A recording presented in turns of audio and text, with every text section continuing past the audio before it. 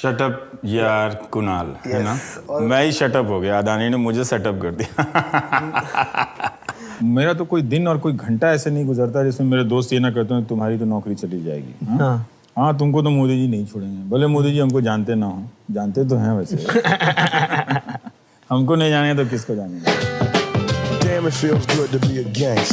तो आपने बोला था अगली बार तब बात करूंगा जब छोड़ दूंगा नौकरी या निकाल दिया जाऊंगा। मैंने बोला ओके। ये तो होना ही है। हाँ। फिर काफी वक्त तक हुआ नहीं। हाँ। फिर मैंने बोला शायद नहीं होना है। फिर हो गया। हाँ, मुझे पता था कि ये होना ही है। ये कई स्टेजेस में हो रहा था।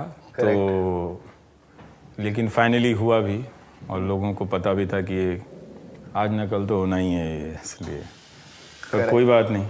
वो जो चश्मा आपका ऐसे उलटते उलटते आता था ना, वो बड़ा अच्छा लगता था। आपने बोला नारंगी चश्मा उतारना चाहिए, लेकिन मुझे लगता है कि आप लोगों ने मोदी नाम का चश्मा डाला हुआ है। आपको हर चीज में नरेंद्र मोदी दिखाई दे देता है। लेफ्ट देखो तो मोदी, राइट देखो तो मोदी, बीच में देखो तो मोदी। हाय मोदी, हाय मोदी, हाय मोदी, हाय मोदी, हाय मोदी, हाय हाय हाय, हाय मोदी, हाय मोदी, हाय हाय हाय। हो क्या रहा है? हो क्या रहा है? जो आपको कहा जाता था कि सरकार के खिलाफ कम खबरें करो, विपक्ष के खिलाफ खबरें करो। कम नहीं करो, करो ही मत। चैनल तो बिल्कुल सरेंडर कर गया था, सरकार उसको चला रही थी। सरकार के सलाहकार जो है, मीडिया सलाहकार, वो चला रहे थे। सुबह कॉन कॉल होती है कि दिन भर का एजेंडा कॉन कॉल में सेट होता है कि आज क्या स्टोरी हम चलाने वाले हैं। सिर्फ मुसलमान, हिंदू मुस्लिम का एजेंडा सरकार को सूट करता है। सरकार कहती है चैनलों से उस पर चलाओ, और सरकार अगर कहती है 50% चलाओ, चैनल अपने आप को और ज्यादा लायबल सरकार का दिखाने के लिए उसको 100% चलाते हैं। जब तक मुसलमानों से रिलेटेड ना बताओ तब तक और कुछ बताओ, और कुछ बताओ। जब मुसलमान बोल दो वाह वाह, तब कॉन कॉल में जो सीनियर रहता है वो रिपोर्टर का मुंह चूम लेता है। देखिए, एकदम एग्जैक्ट प्रसंग तो याद नहीं है, पर मुझे लगता है कि शायद यही है कि जब 84 में सिख विरोधी दंगे हो रहे थे, तो उस वक्त टीवी पे बॉबी फिल्म आ रही थी। मास मीडिया के जरिए जनता का ध्यान दूसरी तरफ ले जाने की कोशिशों की बुनियाद तो उन दौर में भी पड़ चुकी थी, लेकिन अब उसका स्केल काफी बड़ा हो गया है। कहीं ज्यादा बहुत सारे चैनल हैं और वो एक एंकर आएगा तो चीख रहा है, चिल्ला रहा है, लगता गिरता गिरता वहां कूद जाएगा। अरे 4 महीने से चिल्ला चिल्ला कर, चीख चीख कर हर दिन 7 बजे यही तो कहता हूं मैं, अरे हमारी हुकूमत की बात सुनो। क्या सरकार पर सवाल उठाने वाले अब माफी मांगेंगे? पूछता है भारत। भारत में रहना है तो प्रधानमंत्री ने जो बोला है चुपचाप उसको फॉलो करो, चुपचाप। देखिए, ये जो टीवी चैनल वाले हैं ना तो लोकतंत्र के प्रति वफादार हैं, ना अपने शहर के प्रति वफादार हैं। ये किसी के नहीं हैं। अगर ये अपने शहर के प्रति वफादार होते तो जितना समय वो किम जोंग पे लगाते, उससे कुछ तो कम समय वो शहर के किसी स्कूल पे दिखाते, अस्पताल के बारे में दिखाते। गरीब लोग बर्बाद हो गया है सर, गरीब लोग नहीं, हम लोग, हमारे जैसे लोगों को भी ये खबर मिल जाए कि इस अस्पताल में बीमारी में 10 लाख रुपए लेने हैं तो होश उड़ जाते हैं परिवारों में। बिल्कुल। 500-1000 रुपया तो बजरंगबली के यहाँ ऐसी मन्नत मांगने में लोग खर्च कर देता कि बचा लीजिए उस खर्चे से। इतना तनाव है समय में, लेकिन राजनीति के आकाश पे जश्न मन रहा है। यही वल्गर है, लोग समझ नहीं रहे हैं। मैं उनसे हाथ जोड़ के कह रहा हूं, समझो इस बात। प्रधानमंत्री नरेंद्र मोदी की तस्वीरें, अद्भुत तस्वीरें, अद्भुत दृश्य, बेहद अद्भुत अलौकिक दृश्य है ये। अद्भुत, अकल्पनीय, शानदार तस्वीरें, मतलब शानदार, सबसे शक्तिशाली तस्वीर, खूबसूरत तस्वीरें, दिव्य भव्य तस्वीरें, भव्य हम देख रहे हैं। देखिए, भव्य तस्वीरें आपने भी देखी होंगी। मोदी ने इस धार्मिक तस्वीर के जरिए देश को एक बहुत बड़ा पॉलिटिकल मैसेज भी दिया है। उन्होंने देश के 97 करोड़ 80 करोड़ 100 करोड़ हिंदूज को यह संदेश दिया है कि उनकी धार्मिक आस्थाओं का ध्यान रखा जाएगा। तो मन गदगद हो जाता है, खुश हो जाता है, लगता है कि भाई कुछ कोई तो है जो हिंदुओं के लिए भी सोच रहा है। #Hindu Rights Matter। This is Hindu revivalism. तो टीवी ने क्या किया है कि अटेंशन डाइवर्ट कर दिया है, और आज का टेलीविजन जो है बहुत ही ब्रिजन तरीके से आपके डेमोक्रेटिक इंस्टिंक्ट को किल कर रहा है। आप समझ नहीं रहे हैं उसको। जब वो सरकार को छोड़ के एक सीमा से आगे जाकर सिर्फ और सिर्फ ऑपोजिशन को अटैक करता है, तो वो ऑपोजिशन पे अटैक नहीं करता। ऑपोजिशन पे तो जनता ने अटैक कर दिया था 2014 में, उनको इतना सीट दिया कि वो बोल नहीं पाए, ठीक है। लेकिन वो उनके जरिए आपके डेमोक्रेटिक इंस्टिंक्ट पे, आपके भीतर ऑपोजिशन बनने की किसी भी पॉसिबिलिटी पे वो लगातार अटैक कर रहा है कि जैसे इनसे पूछना कोई क्राइम है। क्या 2024 से पहले नरेंद्र मोदी की लहर है, इसी से विपक्ष में भगदड़ है?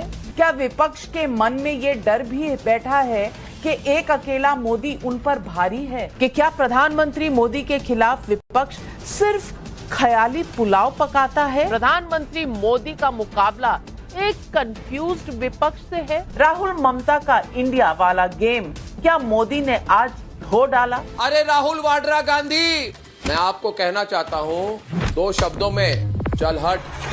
अगर विपक्ष ना रहे, जनता अगर ये समझ जाएगी तो जनता रोबोट हो जाएगी, क्योंकि बिना विपक्ष के जनता नहीं हो सकती है। अगर लोकतंत्र में जनता विपक्ष का कपड़ा पहनना बंद कर दे तो फिर एक तरह से वो वस्त्र विहीन हो जाती है। मैं नंगा शब्द का इस्तेमाल नहीं करना चाहता। दिख रहा है वो तो, मतलब इस्तेमाल करने की क्या जरूरत है? You are defending. I will defend the Prime Minister of my India. Why will I not defend the Prime Minister of my India? He's a corrupt man. He's a corrupt man. अरे ऐसे करने से corrupt नहीं हो जाएंगे ना? Give me a proof. Give me a proof. सुनिए, ताल ठोक कर करूंगी देश के प्रधानमंत्री को डिफेंड। कोई माई का लाल मुझे रोक नहीं सकता है, ठीक है? मैं सुनिए, अमीर जामई मैं तो कह रही हूँ, माशाअल्लाह कह रही हूँ, एकदम ताल ठोक के कह रही हूँ। अभी तो धर्म का नशा है, लेकिन धर्म भी क्या किस लिए है? धर्म तो इसीलिए है ना कि आपके भीतर एक तरह की नैतिकता आए, सच बोलने का साहस आए, तभी तो सारी कहानियों में हमारे देवी देवता किस बात के हीरो हैं? इसी बात के तो नायक हैं ना हमारे, और आदर्श हैं कि उन्होंने झूठ को पराजित किया है, उन्होंने दमन को, उन्होंने अत्याचार को पराजित किया है। तो ऐसा तो हो नहीं सकता कि आप धर्म का नाम लेके अत्याचार को विजयी बना दें, झूठ को विजयी बना दें। ये कुछ समय तक चल सकता है, ज्यादा समय तक नहीं चल सकता। इसलिए हमेशा याद रखिए कि अगर वोटिंग धर्म के नाम पर हुई तो इससे बीजेपी को जबरदस्त फायदा होगा। उन्होंने क्या किया, समाज को 2 हिस्सों में बांटा, 80% और 20% पे। पूरी रणनीति इस तरह की बनाई कि मुस्लिम वोटर अलग थलग हो जाए और 20% को जाने दिया जाए, लेकिन 80% हमारी तरफ आ जाए। ये जो जीत का फॉर्मूला है ये कमाल का है। इसलिए हमेशा याद रखिए, जीतेंगे तो योगी ही। तो जो लोग भी अत्याचारी के साथ खड़े हैं वो तो धर्म के खिलाफ खड़े हैं, भले झंडा उनके हाथ में धर्म का है। हिंदू आस्था को रौंदने की निरंतर कोशिश हो रही है। क्या हिंदू चुप रहेंगे? किसी और धर्म के बारे में ऐसा करते हैं तो सर तन से जुदा होने के नारे लगने शुरू हो जाते हैं। अच्छा, फिर उसके बाद आप कहते हैं कि हिंदू कट्टर हो रहा है, हिंदू बड़ा गुस्से में आ गया है, हिंदू जो है त्रिशूल लेकर, तलवार लेकर अब जो है नारेबाजी पर उतर आया है और डराने धमकाने पर उतर आया है। जैसा बाकी धर्मों का डर होता है वैसे हिंदुओं का भी डर होना चाहिए। ना कोई धर्म इतना कमजोर है कि उसकी आलोचना से उसकी बुनियाद हिल सकती है। और ये जो आहत होने वाले का जो समाज है, दरअसल वो पॉलिटिकल हुलीगन्स का समाज है जो तरह तरह के बहाने ढूंढ के वो आहत होता रहता है। अगर विवाद और फसाद के मुद्दे नहीं ढूंढेंगे तो ना चाहते हुए भी आपको महंगाई पर डिबेट करना पड़ेगा, बेरोजगारी पर सवाल पूछना पड़ेगा, पेट्रोल डीजल के दाम पर सवाल पूछना पड़ेगा, 97% लोगों की आय देश में कैसे कम हो गई ये पूछना पड़ेगा। जब हिंदुओं की बात कर रहे हैं तो आप कह रहे हैं आज महंगाई पर बात करिए। रागिनी जी, आज आप कह रही हैं महंगाई पर, महंगाई के नाम पर, महंगाई के नाम पर ये सब कुछ नहीं हो सकता। अभी आपने बताया आप भी हिंदू मैं भी हिंदू, और यहां महंगाई की चिंता हो रही है। कमाल की बात है।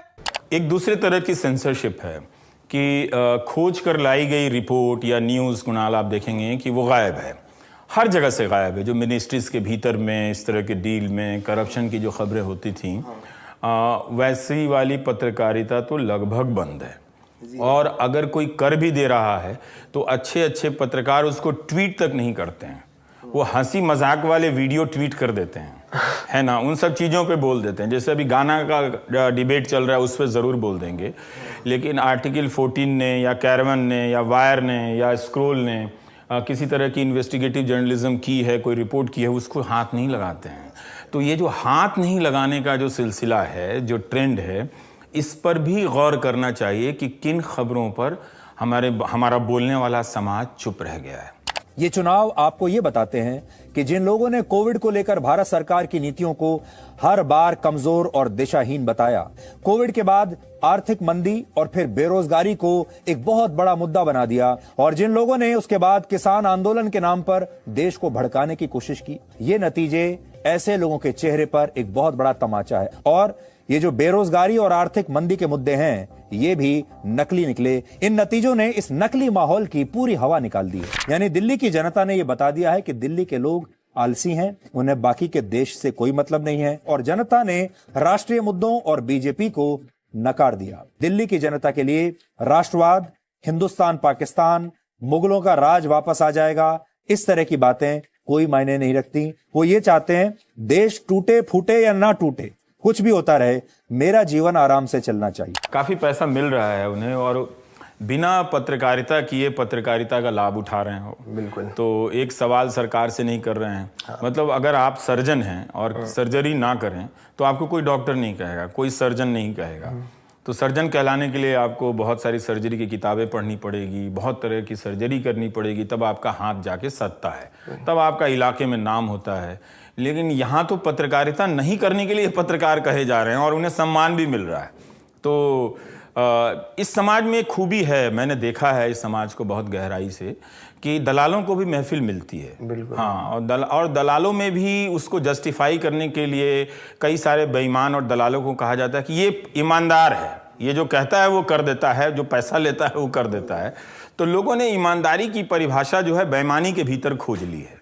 तो मैंने देश के ईमानदार पत्रकारों की सूची बनाई है, नाम आपका भी है उसमें। है, सच बता रहा हूं मैं, सबसे ईमानदार सच्चे पत्रकार आप हैं, निष्पक्ष पत्रकार हैं। क्या आप इतने अच्छे ईमानदार पत्रकार हैं? आप देश के सबसे ईमानदार पत्रकारों में आते हैं और देश के उन पत्रकारों में गिनती होती है जो ईमानदार पत्रकार हैं। हालांकि ज्यादा ईमानदार बोलूंगा तो हो सकता है आपको भी नाराजगी हो जाए। कोई नहीं बोलिए ना। ये और लोग होंगे जो इसको बर्दाश्त कर लेंगे, ये और लोग होंगे, लेकिन मैं इसको स्वीकारने को तैयार नहीं हूँ। अच्छा, मैंने वो शब्द वापस ले लिए। मतलब ईमानदारी से बेईमानी करने वाले पत्रकार। हाँ, ईमानदारी से बेईमानी करने वाले पत्रकार। New forum. हाँ, तो उनके साथ भी एक भीड़ खड़ी कर दी गई है, जो पॉलिटिकल वर्कर की भीड़ होती है। तो उन्हें लगता है कि क्या है, अगर हम कोई गलत काम ही कर रहे हैं तो हमारे साथ भी लोग हैं, लोग कहीं भी जुट जाते हैं। क्योंकि जैसे मेरे लिए मोदी जी हैं, वैसे ही मेरे लिए अर्नब जी हैं। इस देश के एकमात्र नेता मोदी जी हैं, वैसे ही मेरे लिए एकमात्र पत्रकार अर्नब जी हैं। मैं क्या करूं, आज सारे मेरे दर्शक जितने हैं वो तो नरेंद्र मोदी के साथ हैं। अगर आप ईमानदारी के रास्ते चलेंगे तो लोग आपको बोलेंगे कि आपका ही दिमाग खराब हो चुका है, आप संतुलित नहीं हैं, आप बड़े भावुक हो गए हैं, दिमाग खराब हो गया है आपका, 100 तरह की बातें आप बोलें। और जैसे ही दलाली के रास्ते पे चलें तो लोग कहेगा लड़का बड़ा प्रैक्टिकल है, बहुत प्रैक्टिकल है, प्रैग्मेटिक है। हाँ, तो वो लोग बहुत प्रैक्टिकल कहे जाएंगे आज के समाज में। तो मैं जानता हूँ कि समाज में ऐसे लोगों की बड़ी इज्जत है, पर कोई बात नहीं, हर राजा हरिश्चंद्र तो नहीं कहलाता ना। नहीं, वो बात सही है कि सुशांत केस अब भारत नहीं पूरी दुनिया का सबसे बड़ा मुद्दा बन गया है। सुशांत की हत्या हुई, उसकी हत्या की गई है, उसकी हत्या की गई है दोस्तों, उसकी हत्या हुई है। आज पाताल लोक के ये सच बाहर आएगा। उसे दवाओं के ओवरडोज से मारा गया, उसे गला दबाकर मारा गया था, गला दबाकर मारा गया था। इनमें से एक तो झूठ है। थोड़ा बेईमानों का टाइम अच्छा चल रहा है, बहुत ज्यादा टाइम अच्छा चल रहा है। कोई बात नहीं, मतलब जो 2010 से 14 की डेमोक्रेसी थी पत्रकारिता में, हाँ, वो तो मैं लिख के देता हूँ, जब कोई भी पावर में आ जाए वो वाली पत्रकारिता हो ही नहीं सकती। बिल्कुल सही बात कही, लिख के देता हूँ सर। इतनी बड़ी संख्या में ह्यूमन रिसोर्स को आप हटा नहीं सकते पत्रकारिता से, है ना। वो फिर बहुत मुश्किल है उन सबको हटाना, और वो काफ़ी उनकी जड़ें अब गहरी हो चुकी हैं। तो गोदी मीडिया का जो स्वर्ण युग चल रहा है वो अभी चलेगा, लंबा चलेगा। सुपर ह्यूमन या पॉपुलर पॉलिटिशियन, विजनरी या रेवोल्यूशनरी, क्या है नरेंद्र मोदी? सुपरमैन एक काल्पनिक चरित्र है, ऐसा इंसान जो पलक झपकते यहां से वहां चला जाए। सियासत की दुनिया में अपने प्रधानमंत्री नरेंद्र मोदी भी सुपरमैन साबित हो रहे हैं। मोदी के भीतर का सॉफ्टवेयर कंप्यूटर से भी तेज चलता है। जब अपनी चाल में मोदी चलते हैं मस्त, तो बड़े बड़े सूरमा हो जाते हैं पस्त। सबकी ताकत पड़ जाती है इनके आगे कम, तभी तो ये कहलाते हैं राजनीति के सिंघम। 56 इंच की छाती है, बंदा ये करामाती है। जलवा है, जमाल है, हर जगह इन्हीं का कमाल है। क्या मोदी बेस्ट क्राइसिस मैनेजर हैं? हाँ, मोदी करेक्ट थे, मोदी करेक्ट हैं। 2024 में नरेंद्र मोदी दुनिया के प्रधानमंत्री बनेंगे क्या? सोशल मीडिया की भाषा में कहें तो चीन भी कह रहा है कि आएगा तो मोदी ही। तो ये जो गोदी मीडिया है, ये हमारे डेमोक्रेसी का हत्यारा है, उससे कम कुछ भी नहीं है। हिंदुस्तान का जो अर्जित अर्न्ड डेमोक्रेसी है ना, हमारा डेमोक्रेसी अर्न्ड है।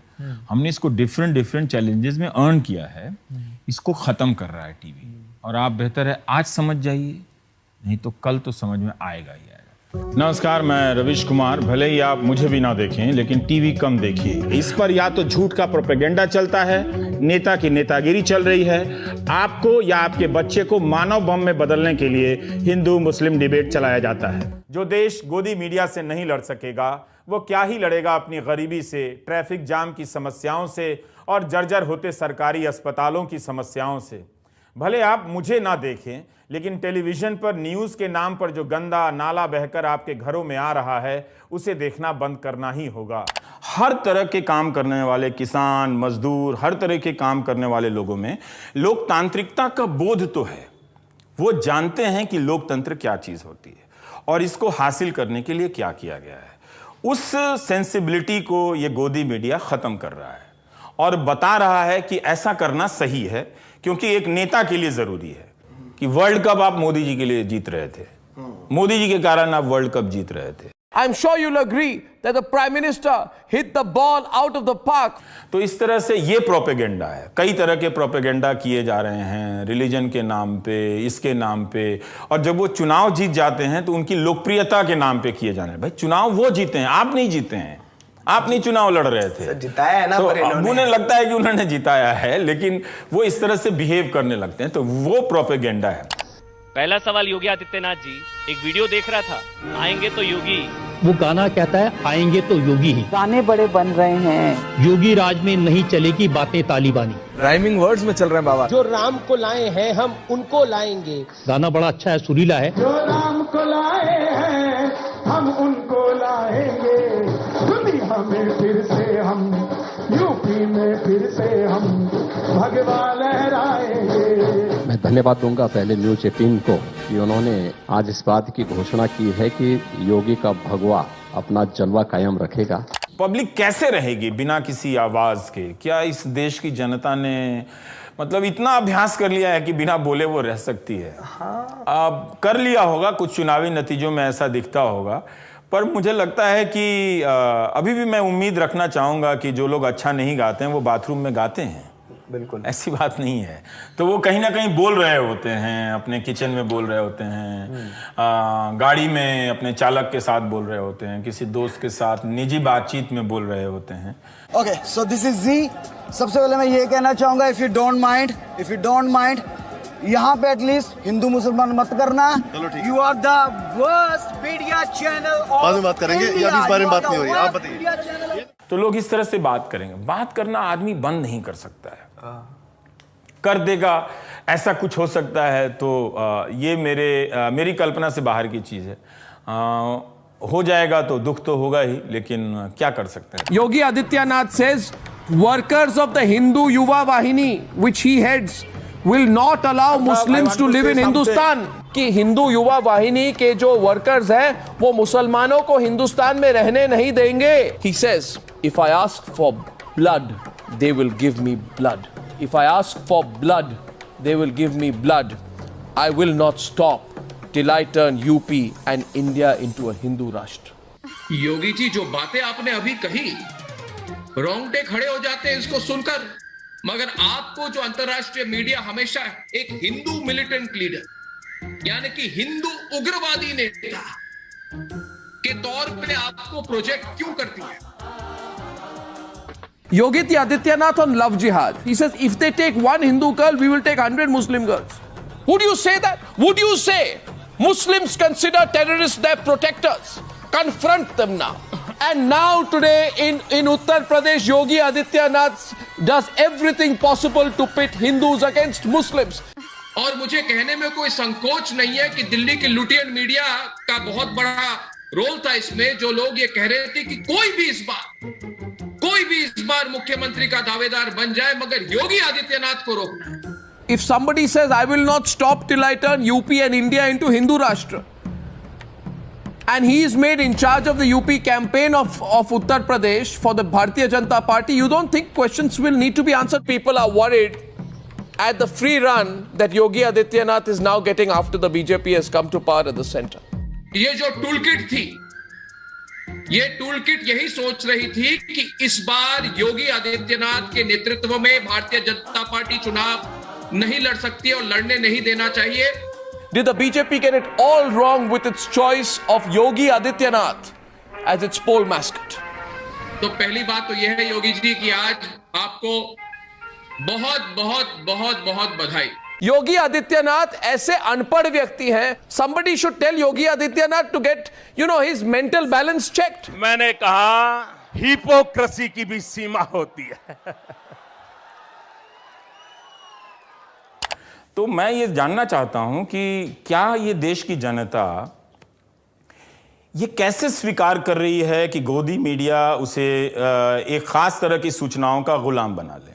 क्या उसके भीतर सेल्फ रिस्पेक्ट नाम की कोई चीज नहीं है? मैं चाहता हूं जनता बार बार और दर्शक बार बार इस पर सोचें और जब उनको जवाब मिल जाए तो वो उसको सब्सक्राइब करना बंद कर दें. मैं तो जर्नलिज्म के जो बेसिक रूल्स जिसने लिखे हुए हैं मैं उनको नहीं मानता. तो क्या बोला जाता है आप लोग? फैक्ट दिखाइए, तथ्य दिखाइए, राइट? तथ्यों पे फोकस कीजिए. बोला गया आपको तथ्य तथ्य तथ्य तथ्य. मैं कहता हूं तथ्य तो सबके पास, क्या फर्क पड़ेगा? और एक तथ्य आप बता दें तो क्या फर्क पड़ेगा? आपको क्या चाहिए? आपको चाहिए ओपिनियन.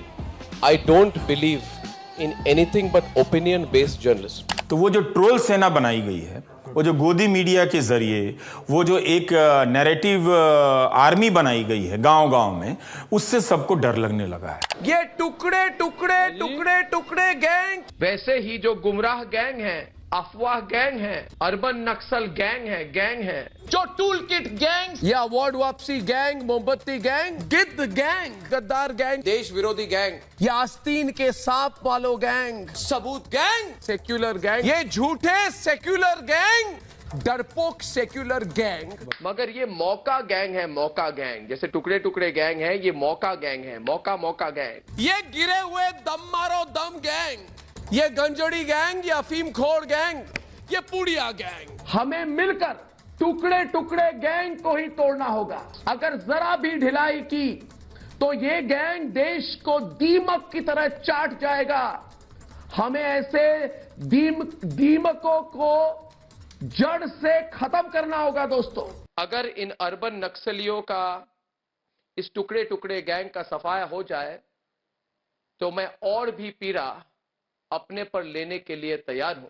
तो ये जब बिना किसी आधार के लोगों को जेल में डाला जाए और गोदी मीडिया के जरिए उसे आतंकवादी की तरह पेश कर दिया जाए, लोगों में यकीन दिला दिया जाए कि ये लोग बुरे हैं, सजा तय होने से पहले, उसका ऐलान होने से पहले अगर उन्हें आप अपराधी बता दें, तो इससे हर किसी को डरना चाहिए. क्योंकि ये मामला उमर खालिद कन्हैया का नहीं है, दिशा रवि का नहीं है, प्रोफेसर आनंद तेलतुंबडे का नहीं है.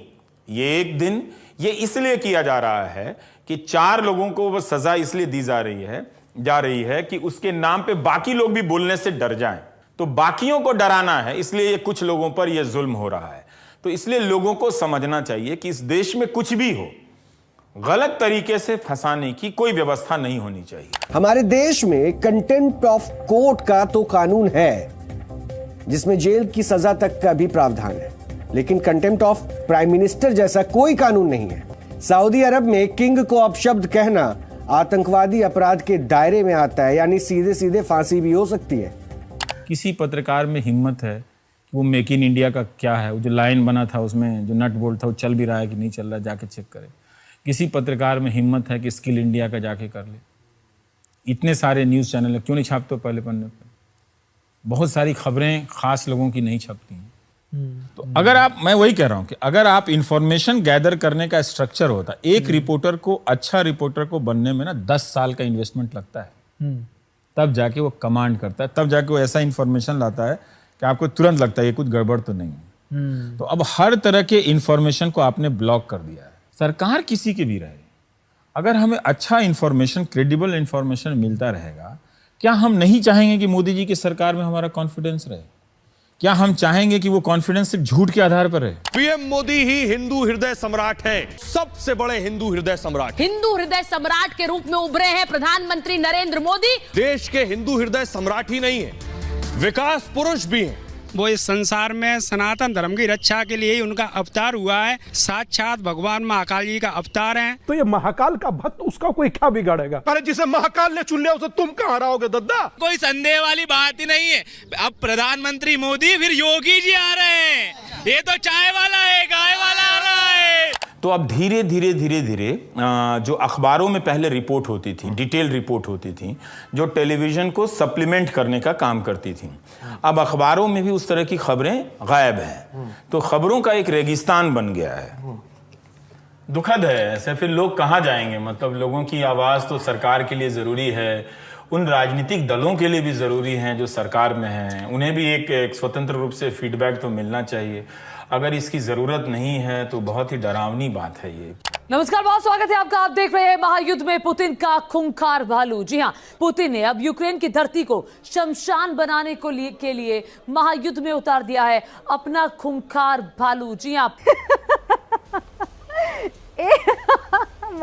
आई think you are the only journalist, आज के जो जर्नलिस्ट देखेंगे, प्राइम टाइम जर्नलिस्ट जो बचे हैं, उनमें आप हो जिन्होंने रूरल अफेयर्स को इंटरेस्टिंग बनाया लोगों को समझने के लिए। हाँ, मुझे चाहता है, क्योंकि मुझे आप में भरोसा है कि अगर मैं आपको ठीक से किसानों की समस्या को बता दूं, आधार के फ्रॉड को बता दूं, तो आप समझ जाएंगे। आप अभी तक दो कारणों से नहीं समझ रहे हैं कि एक, आपने परसेप्शन बना लिया है, और दूसरा, मैं आप तक नहीं पहुंच पा रहा हूं। लेकिन मुझे फिर भी आप में तब भी भरोसा है कि आप मुझसे नफरत करते हैं। अगर मैं आपकी बात करूंगा तो आप सुनेंगे। जब मैं नौकरी सीरीज कर रहा था और बैंक सीरीज कर रहा था, तो मैंने कहा भाई देखिए, ऐसा है कि मेरे पास रिसोर्स नहीं है, और ये मैं अपने दर्शक को टीवी पे बोलता हूँ कि मेरे पास रिसोर्स नहीं है करने का, मेरे पास कोई सेक्रेटेरिएट नहीं है कि आप 3000 मैसेज भेज देंगे तो मैं पढ़ लूँगा। लेकिन मैंने सबके मैसेजेस पढ़े, तो लोगों ने, बहुत सारे लोगों ने लिखा कि आप हमें माफ़ कर दीजिए, हम आपसे नफरत करते थे। एक बैंकर ने लिखा कि मुझे इतनी शर्मिंदगी हुई कि अपनी खराब व्यवस्था, हालत के बारे में मुझे उस व्यक्ति के जरिए सुनना पड़ा जिससे मैं सबसे ज्यादा नफरत करता था, जिस एनडीटीवी को मैं अपने घर में चलने नहीं देता था, और जिस रवीश कुमार का नाम कहीं आता तो मैं डिलीट कर देता था। मैं बड़ा रोया हूं कि उसके प्रोग्राम में मैं अपनी जिंदगी की व्यथा देख रहा था। तो मैं शर्मिंदा हूं और आपसे माफी चाहता हूं। आज से मैं किसी को भी सपोर्ट करूं, अंधभक्ति नहीं करूंगा। और क्या मणिपुर नहीं बल्कि मोदी पर हंगामा है? यही है आज सवाल पब्लिक का। आपने 2014 से पहले आपने कितने सवाल दागे होंगे यूपीए की सरकार पे? दिन रात आपने डिबेट की। पोस्ट 2014 की कंपैरिजन कर लीजिए, जब आपने सरकार से सवाल पूछा होगा। आप बस मुझे वो डिबेट के आप मुझे आंकड़े दे दीजिएगा तो मैं मान जाऊं कि हाँ, हम लोग बहुत फ्री एंड फेयर मीडिया के अंतर्गत हम लोग काम कर रहे हैं और फ्री एंड फेयर मीडिया को हम जवाब दे रहे हैं। आप टाइम्स नाउ थोड़ा ज्यादा देखा करिए, आपको पता रहेगा हम लोग क्या क्या कवर करते हैं। सबसे पहले आप प्रियंका मैडम को बोल रहे थे कि थोड़ा ज्यादा टाइम्स नाउ देखा कीजिए। हम भी कोशिश करते हैं देखने के लिए, लेकिन जब देखना शुरू करता है इतना पार्टीशन, इतना पार्शियल, इतना प्रो गवर्नमेंट न्यूज लगता है कि हम बंद कर देते हैं। वो तो अब देखिए, 2014 से पहले वो लोग मुझे तो बहुत कहते थे कि मैं देशभक्त हूँ। उनके जो बहुत सारे मंत्री हैं वो मुझे मैसेज करते थे कि आपके जैसा हिम्मती पत्रकार हमने नहीं देखा जब मैं कांग्रेस की सरकार में सवाल करता था। तो अब दिवाली मिलन होता तो उसमें भी नहीं बुलाते हैं। तो अब वो बड़े होके इतने छोटे हो जाएंगे, मुझे नहीं पता था कि दिवाली मिलन में भी नहीं बुला रहे हैं। आप सोचिए कि बीजेपी के कार्यकर्ताओं का अपमान किया आपने। वो जो गांव देहात में बीजेपी का कार्यकर्ता है वो इतना छोटा थोड़ी है कि आप एक पत्रकार का विरोध करेंगे। इतना छोटा, इसका आप कभी मिले हैं? मैं मिलता हूँ उनसे, मिलते हैं तो गले भी मिलते हैं मुझसे। और कान में कह के जाते हैं कि बड़ा सही करते हैं, खींचते रहिए इन लोगों। इसका मतलब उस कार्यकर्ता का लोकतंत्र में यकीन है, उसको ये लगता है कि इस डेमोक्रेसी को और जिंदगी को बेहतर करने में ये पार्टी बाकी पार्टी से बेहतर कर सकती है, इसलिए उसने अपना जीवन दिया है। क्योंकि वो जिंदगी की तकलीफ से बीजेपी का कार्यकर्ता भी परेशान है, बीजेपी का समर्थक भी परेशान है, उसको नौकरी नहीं मिल रही, उसको भी नहीं मिले ना जिसने बीजेपी को वोट दिया है। But the fact is, when you talk about unemployment, yes, there is unemployment and it is an issue for the country. But look at the opposition ruled states. Unemployment. I'm not here to speak on behalf of the opposition. I'm only here to speak on behalf of Telangana, where we have performed and outperformed the rest of the country. Then when you're talking about cylinder prices, there is an Ujjwala Yojana which takes care of gas cylinders. I'm sorry to burst your bubble, but the point is, the Ujjwala Yojana has been a disaster. It helped Modi ji win one election. Today, the same ladies who have taken the cylinder from Modi ji, in fact, is now cooking to कर रही हो अपना क्या बोलते हैं उसको लकड़ी के जरिए they're doing it that way. So the point is, inflation. Madam, UPA government saw double-digit inflation today. Whatever jugglery anybody does, the fact is the highest inflation in the last 30 years is under Prime Minister Modi. अब media सुनाएगी ना सुनाएगी उनकी अपनी policy है। देखिए, हम आपके सामने खड़े होकर आपको बेवकूफ बना रहे हैं और आप बेवकूफ बन रहे हैं। क्यों बन रहे हैं? क्योंकि आप ये नहीं पूछ रहे कि आपका बच्चा जिस कॉलेज में गया है वहां पे 10 साल से टीचर क्यों नहीं है। आप ये नहीं पूछ रहे हैं कि एक अच्छे कॉलेज की इतनी कमी क्यों है। 12,000-13,000 कॉलेज होंगे इस हिंदुस्तान में, 90% किसी काम के नहीं है। तो ये कौन बनाया? नेता लोग बनाया। अगर पहले बना तो आपने ठीक किया है? बताओ क्या ठीक किया है आपने? तो आप उसके जगह कहते हैं मशरूम खाइए और मोदी बन जाइए। चौंकने की आपको बिल्कुल आवश्यकता नहीं, बिल्कुल सही सुना आपने। आज हम आपको बताएंगे कि प्रधानमंत्री मोदी कैसे बनना है। देखिए जरा। लंच हो या डिनर, पीएम के डिश में मशरूम से बनी एक रेसिपी जरूर होती है। बाजार में इस मशरूम की कीमत 25 से 30 हजार रुपए किलो है। 66 साल के मोदी के माथे पर न शिकन न चेहरे पर कोई थकान। आप पूछ सकते हैं कि क्या ये मशरूम का इफेक्ट है। तो दो चीज पूछनी है आपसे। एक तो ये है कि आपने तो बहुत बार इंटरव्यू के लिए पूछा हुआ है पीएम को, एक भी बार नहीं पूछा आपने? मिलेगा ही नहीं। क्यों नहीं मिलेगा? सबको तो मिल रहा है। कौन मिलेगा? उनके प्रवक्ता नहीं आते तो उनसे पूछने का क्या मतलब? वो क्या सबको देते हैं इंटरव्यू? सबको तो नहीं देते हैं। मैं ईमेल एक्सचेंज करके इंटरव्यू नहीं करने वाला। हाँ, आप मिलके करना चाहते हो? ऐसे करना, लाइव कीजिए जैसे मैं आपके साथ बैठा हूँ। हाँ, तो नहीं करो। होगा तो फ्री होगा, नहीं तो नहीं होगा, कोई बात नहीं। तो मनमोहन सिंह ने भी नहीं दिया, इसमें क्या है? तो आप किसे ज्यादा महत्व देना चाहते हैं, प्रधानमंत्री मनमोहन सिंह की लोकल यानी राष्ट्रीय आलोचनाओं को या ग्लोबल यानी वैश्विक आलोचनाओं को? टाइम पत्रिका ने अपने कवर पर प्रधानमंत्री मनमोहन सिंह को अंडर अचीवर के तौर पर पेश किया है। यानी टाइम की कहानी बताती है कि कैसे वे दूसरे कार्यकाल में उम्मीदों पर खरे नहीं उतरे हैं। टाइम पत्रिका के साथ इन दिनों भारत की तमाम पत्रिकाओं अखबारों के कॉलमों में छप रहे हैं। कोई यह नहीं बता रहा कि 1991 में जो नीतियां मनमोहन सिंह ने तय की थी, क्या वे एक्सपायरी डेट क्रॉस कर चुकी हैं? क्या वे अब ग्रोथ रेट के लायक नहीं रही? कांग्रेस कहती है कि टाइम को भाव मत दीजिए, बीजेपी कहती है कि जो आम आदमी बोल रहा है वही टाइम ने लिख दिया है। पर जो बीजेपी के समर्थक है करंटली, वो चाहते हैं कि आप एक बैलेंसिंग एक्ट करें।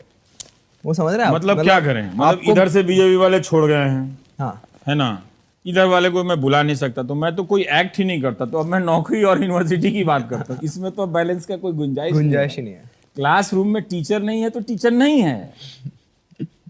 वो नीतीश कुमार के कॉलेज में भी नहीं है, वो पंजाब में भी नहीं है, और वो शिवराज सिंह चौहान का भी नहीं, और नरेंद्र मोदी जहां पे 12 साल मुख्यमंत्री रहे वहां भी नहीं है। पर आप ब्रांड हो जाते हो इसमें, है ना। मुझे उसकी चिंता नहीं है। मैं जब तक स्टैंड ले रहा हूं और सही बोल रहा हूं, जो बोल रहा हूं वो सही बोल रहा हूं कि नहीं, बिल्कुल, तब तक मैं ठीक हूं मेरे हिसाब से। बीजेपी के सांसद विनय कटियार ने कहा है कि हिंदुओं को मंदिर के लिए शहादत देनी पड़ेगी, तैयार रहना पड़ेगा। उस कटियार साहब ने, आपको याद है कि कब कहा कि हिंदुओं के पढ़ाई लिखाई के लिए अस्पताल और अच्छे कॉलेज खोलने के लिए हम प्रतिनिधि शहादत देने के लिए तैयार हैं, कहीं खुलवाया है? भारत में हर घंटे एक छात्र के आत्महत्या करने की खबर आती है। इस मुल्क में 3 साल में 26,500 छात्र आत्महत्या कर लें, उस मुल्क में सांसद ये कहें कि मंदिर के लिए हिंदुओं को शहादत देनी होगी, तो आप तय कीजिए कि आपको किस लिए शहादत देनी है। आप पूरे मीडिया का रूल तोड़ दीजिए कुणाल। हाँ। ट्रैफिक लाइट से लेकर हर चीज हटा दीजिए, अब मुझे कहिए कि मैं लेन में आऊंगा, कौन सा लेन है भाई?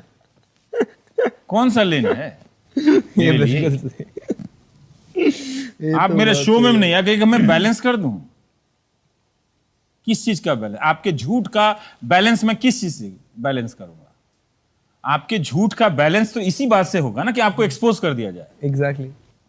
तो मेरे एक्सपोज करने से आपको तकलीफ होती है क्योंकि वो इंजेक्शन होता है, दर्द होता है। तो लोग कहते हैं नहीं आप थोड़ा बैलेंस कर देते, यानी आप इंजेक्शन को इधर से निकाल कर उधर किसी और को लगाओ, यार मुझे छोड़ दो कुछ दिनों के लिए। हम इस नशे में रहना चाहते हैं, इंडिया का नाम हो गया है।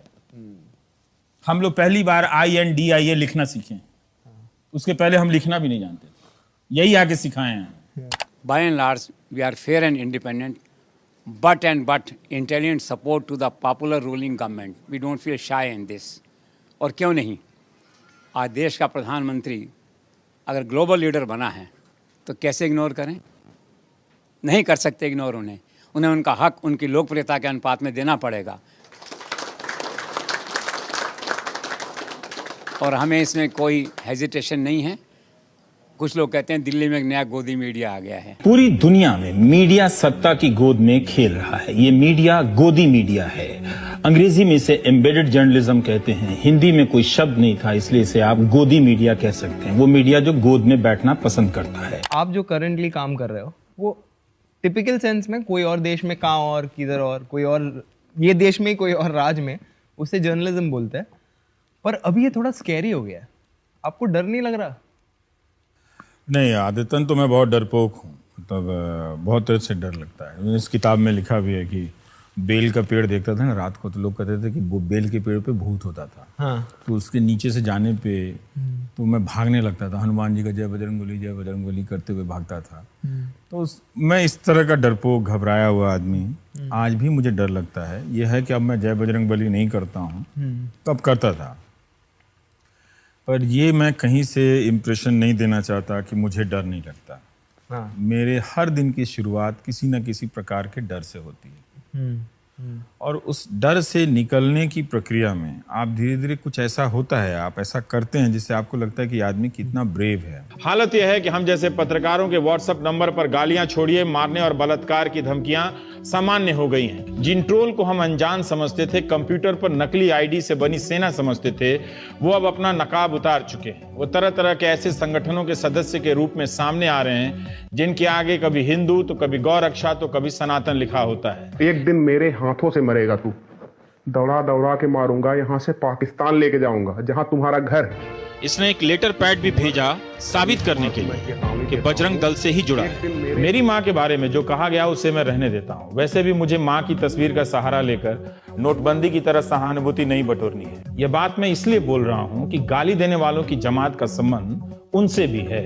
बहुत से ऐसे लोगों को खुद प्रधानमंत्री नरेंद्र मोदी फॉलो करते हैं। और प्लीज प्रधानमंत्री से रिक्वेस्ट कीजिए कि वो इस तरह के लोगों को फॉलो ना करें।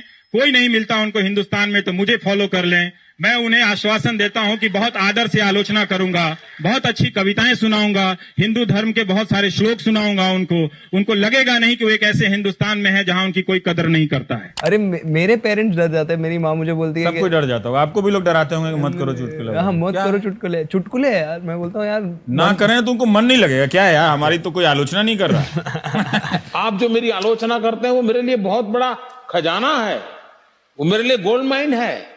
और ये मेरा कन्विक्शन है, ये सिर्फ शब्द नहीं है। मैं मानता हूं डेमोक्रेसी की अगर उत्तम से उत्तम कोई ब्यूटी है तो वो क्रिटिसिज्म है।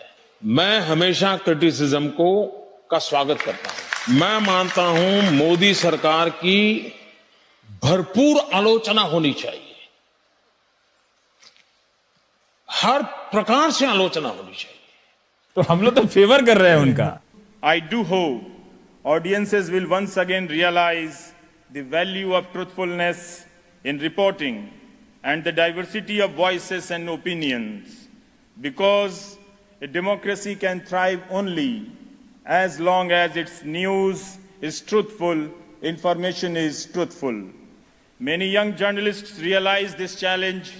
I am confident that in times to come they will be able to restore the meaning of true journalism. It is possible that they may lose the battle, but sometimes resistance is not a matter of choice. Not all battles are fought for victory. Some are fought simply to tell the world that someone was there on the battlefield. ये है कि कभी भी भारत माता को शर्मिंदा नहीं होना पड़ेगा कि उसके लालों में इतना दम नहीं था, उसकी बेटियों में इतना दम नहीं था कि जब सब कोई गर्दन मरोड़ रहा था और डर के मारे गर्दन झुका रहे थे, तो कोई था नहीं जो सर उठाकर बोल सके। तो कम से कम भारत माता को इतना आराम मिलेगा, उन्हें गर्व करने का मौका मिलेगा कि नहीं, ये सब खत्म नहीं हुआ, कुछ लोग थे जो बोल रहे थे। ज़बान को तो एक ही प्लेटफॉर्म चाहिए, वो शरीर, और उसे एक ही माइक चाहिए, जिगर का। तो जब तक आपके शरीर में जिगर का माइक है, तब तक आपकी ज़बान जो है वो बोलती रहेगी। यहाँ लॉजिक के बदले में सोचो मिलता है, वो खोले जो उसको ऑरेंज लड्डू मिलता है। ये देश नहीं जुमलों की रेस है, इसमें सच नहीं किया कैमोफ्लेज फेस है। देखो मैंने अब सवाल करने छोड़ दिए हैं, मैंने तेज भागने को नए जूते लिए हैं, मेरे सारे सपने धीरे धीरे मर रहे हैं। सियाचिन में हमारे जवान लड़ रहे हैं। कई लोग मुझसे पूछता है कि हम इस देश के लिए कुछ करना चाहते हैं। मैंने कहा मैं एक ऐसी चीज़ बताना चाहता हूँ कि जिसमें आपके कपड़े भी गंदे ना हो, आपको घर से बाहर नहीं जाना हो। जो वो न्यूज़ चैनल गोदी मीडिया का देखते हो, उसका कनेक्शन कटवा दो। इससे आसान कोई काम बता दीजिए जो देश के लिए किया जा सकता है, कि ये हर आदमी के स्वाभिमान की बात होनी चाहिए कि वो गोदी मीडिया नहीं देखेगा। इन लोगों का पूर्ण बहिष्कार करने का समय आ गया है। मुझे तो ये लगता है जैसे किसी ने ये साजिश रची है।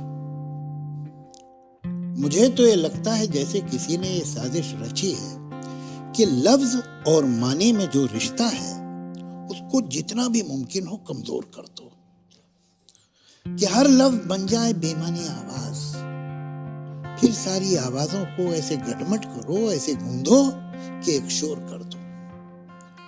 ये शोर एक ऐसा अंधेरा बुनेगा कि जिसमें भटक जाएंगे अपने लफ्जों से बिछड़े हुए सारे गूंगे मानी। भटकते हुए रास्ता ढूंढते वक्त की खाई में गिर के मर जाएंगे, और फिर आके बाजार में खोखले लफ्ज बेबस गुलामों की मानिंद बिक जाएंगे।